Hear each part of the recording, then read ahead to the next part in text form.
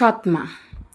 অনিলদার বাড়িতে ঠাকুরের আসনের পাথরের বাটায় পূজা পেত ছোট্ট একটা সুতিহার। একদিন কৌতূহলী হয়ে জিজ্ঞাসা করেছিলাম, এটা কি মন্ত্রপুত, মানে জপটপ করেন, অথবা রক্ষাকবচ জাতীয় কিছু?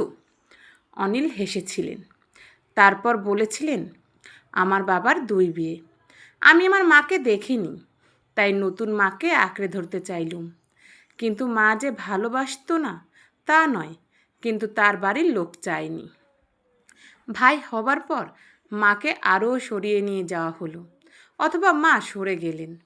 ভাই দুটো আমাকে সাপের মতো জ্ঞান করত, যেন এখনই পিটিয়ে মেরে ফেলবে। একটা সময় পর আমার ভিতরের বাড়িতে যাওয়াই বন্ধ হয়ে গেল। বাইরের বৈঠকখানায় থাকতাম, সেখানেই পড়াশোনা করতাম। কখনো ভিতরের বাড়ি থেকে দুপুরের খাবার আসতো, কখনো আসতো না, রাতে তো আসতোই না। বাবা দোকানে যাওয়ার আগে আমার ঘরে জানালা দিয়ে 5 টাকা বা 10 টাকার নোট বাড়িয়ে দিয়ে বলতো, রাতে কিছু কিনে খেয়ে নিস। উচ্চ মাধ্যমিকের পর ইঞ্জিনিয়ারিংয়ে চান্স পেলুম, কিন্তু বাবার অত পয়সা নেই। নতুন মায়ের শরীরটাও ভালো যাচ্ছিল না, চিকিৎসার জন্য বিস্তর খরচ হচ্ছিল। তাই সাপ জানিয়ে দিলেন দোকানে বসতে, অথবা নিজের মতো কোনো কাজ দেখে নিতে। পড়াশোনা তিনি আর করাতে পারবেন না।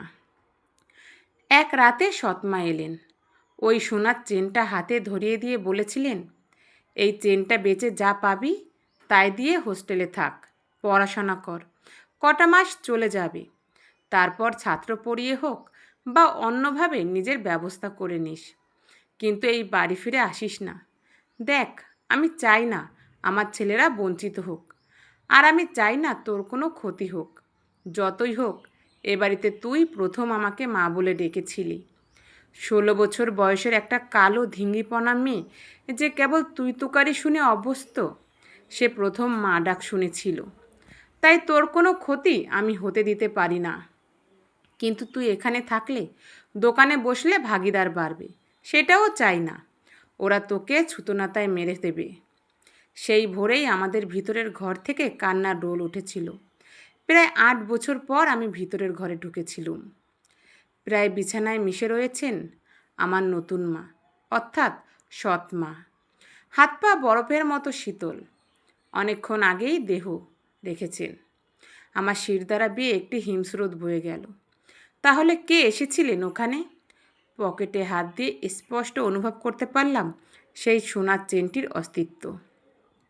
আর ঠিক সেই সময় কানের কাছে কেউ যেন ফিসফিস করে বলল, দোহাই বাবা, ফিরে আসিস না, মায়ের শেষ কথাটা রাখিস।